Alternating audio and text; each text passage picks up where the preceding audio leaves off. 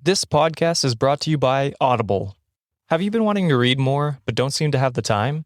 Well, with Audible, you can read your books without having to find the extra time in your busy schedule.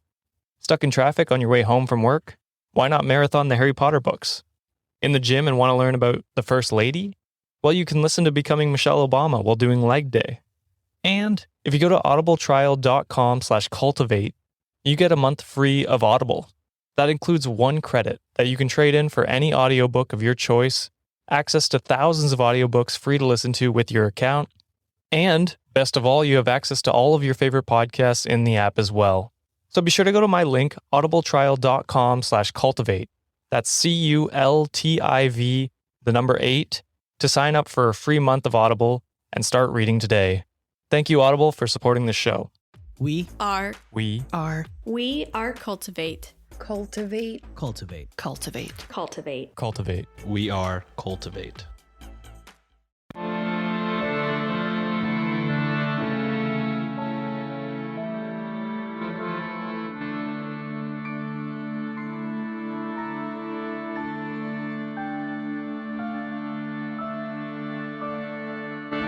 Hello and welcome to a special mini-sode of Ye Olde Crime, the show where Maddie and I discuss the funny, strange, and obscure crimes of yesteryear every Wednesday. This special bi-weekly segment is called Can You Crack the Cramp-Word, which is slang for a difficult or obscure term, which I thought was very fitting. And joining me today is Jenny from It's Murder Up North. And before we begin, I'd like to give her the opportunity to tell us a little more about herself and her show before we start the game. Hi Lindsay, thanks for having me on. So my show is called It's Murder Up North, and it focuses on crimes that happened in the north of England. I started it about 2 years ago, and really love podcasting, love the community, and I get to meet great people like you, so Yeah, I think when I started my podcast back in June of 2020, I think you were one of the first podcasters that I ever reached out to because I listened to your show, and I think you were like the first person that kind of like pulled me into the community. So thank you very much for That's like. all right. You're doing a great job, so I was Thank blown you. away by it. Just listening to your first couple of episodes. I thought they really got some ear. So Thank you. That makes me blush a little bit. oh. So what got you interested in starting a podcast? There was a number of things. One of them was, like, I think I say it in my trailer, that I was geographically connected to a lot of the places where these things happened, like Leeds with the Yorkshire Ripper, things like that. Mm-hmm. And you hear little bits and you want to know more about things, and that's just Mm-hmm. me. I want to know more about everything. Yep. And I think the main catalyst for me was I'd injured my knee and I was getting very depressed and I just needed an outlet. And I Sure. thought, right, well, I've got this love of, learning about true crime, and I want to present the victim's story. And I thought, Mm-hmm. whilst I've got all this time on my hand, I can't move because my knee won't let me. Let's start a podcast. Mm-hmm. So Yeah. that's where it came from. Well, lucky for us, you injured your knee because you have a very great podcast. So, not that I want to be like, good job There's the hurting plus yourself, side. but but good job, knee, for not. Yeah, that was a weird way to say that. It's a nice positive spin on it. There you go. It's a positive spin on injuring oneself. Are there any cases you've covered where sort of the outcome just like really frustrated you? I think I'm going to talk about the one I'm releasing this week, because what really frustrated me was he got away with it and he went Mm-hmm. on to commit more crimes, and that frustrates me. Yeah. When the police know that they're the guilty party, everybody knows they're guilty, but they've Mhm. either been let go by the court or they can't have enough evidence to commit, to actually charge them with anything. And that's what frustrates me, when you know that Yeah. they're guilty and they can get Yep. away with it again. Ugh, yeah, that stuff is so frustrating. Like, yeah, exactly. And I'm sure all of us in the true crime community have encountered at least one case like that where Yeah. we're just like, okay. So, yeah. Yeah, I hear you on that one. Is there a particular case that you sort of recommend our listeners check out first, or one that's like really stuck out to you? I know you have a nice back catalog. God. I hate this question because I can't pick one episode because they're Yeah. all so different and they all focus on a different person. So Yep. I'm going to turn it around on you. Which one did you like listening to? Ah, I've liked so many of them, and I feel like one that really stuck out to me, and I feel really bad because I cannot remember the child's name, but I think as I explain the case to you, you will know exactly who it was. It was the one about the little boy that was abducted by the two children Yeah. and taken to the train tracks. James Bolger. That was my very first 2 episodes. So Yeah, you're going that's back there. one that I'm Yeah. going back way far in the catalog, but that's one that's always stuck with me. Yeah. So I think with that one, I do get, even though it's the first episode, I get a lot of people commenting on that one because it is such a horrific crime. And I think at the beginning of it, I say how my little brother went missing in the shopping centre. mhm. Roughly, it was about 6 months after it had happened, and my mum was so panicked. And at the time, I had no idea why she was panicked until I got Yep. older and realised he was the same age as James at the time. Yep. And it was a similar situation. Luckily, we found Yep. him, but it was horrific what happened to James, and it just Yeah. that devastated me just covering that case. And I Yeah. picked it for the first one. I don't know how I managed it. Hit the ball swinging, just hit it out of the park, like just start off swinging. It's like I can't remember what her first case was, but I remember listening to the first episode of Paige's podcast, Reverie True Crime, and that was like a horrific case. Oh, And I did remember she? listening to it, I and I think was hers just was like, was it the Toolbox Killers? I I think think it it was the was, Toolbox yeah. Killer, and yeah, oh, she's amazing. Is Paige? She really is. Yeah, So, she's really good, but I was just like, oh, yeah.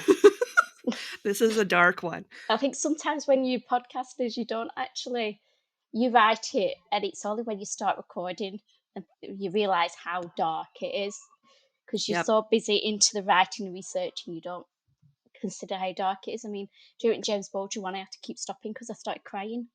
And I was Yeah. like, and at one point I thought, do you know what? If I cry, I cry. It makes it, Yep. you know, at the end of the day, I'm a human being. So if I'm going to cry, I'm going to cry.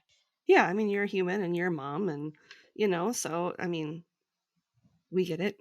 Yeah. I think I made the mistake if I was listening to it while I was walking my dog, and there were parts when I was like walking, and then I would like actually gasp out loud when I was listening to certain parts, like really loudly, like and like people would kind of look at me a little bit, and I'm like, I'm just listening to a podcast, it's fine, like trying to play it off, but I think that's one of the funniest things about listening to a podcast when you're out and about and you've got your headphones in, and like something like that hits you, and yeah, people don't understand No. what you're doing, and you look a little crazy. But yeah, I thought that one was very well done. Thank you. Obviously, it's a very sad case. I mean, they're all sad in their own way, but I think it's a little bit different when it's a child. Yeah, there's always that extra level with children. Yeah, it always hits a little different. Hi, I'm Jenny, the host of It's Murder Up North. If you're curious about the murderous north of England, this podcast is for you. I've lived in various parts of the north of England. I went to college in the shadow of Saddleworth Moor, where Myra Hindley and Ian Brady buried those 4 innocent children in the 1960s. I've worked in the city of Leeds, where the Yorkshire Ripper targeted his victims in the 1970s. Knowing how geographically close I've been to these infamous crimes made me curious, and that curiosity became It's Murder Up North. So join me as I delve into the cases both infamous and obscure, but always with the aim to help you see the person, not the victim.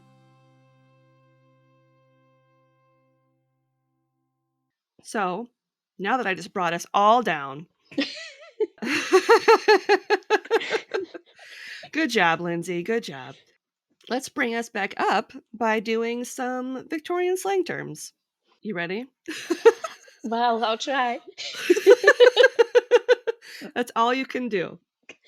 Your first term is ambidexter, and I can spell it for you. So it's AMBI and then dexter like the person. Mm. See, it sounds like ambidextrous, which is where you Mm-hmm. can use both hands. Mm-hmm. So I'd go down that route, but it's probably completely wrong. It's somewhere where you could. So an ambidexter is, and this is a quote, it's one that goes snacks or divides the profits in gaming with both parties. So, another way, it's an untrustworthy double dealer. Ooh, I would never have got that. Yeah, I wouldn't have either. But basically, someone who's shady at cards. Yeah. A shady card dealer.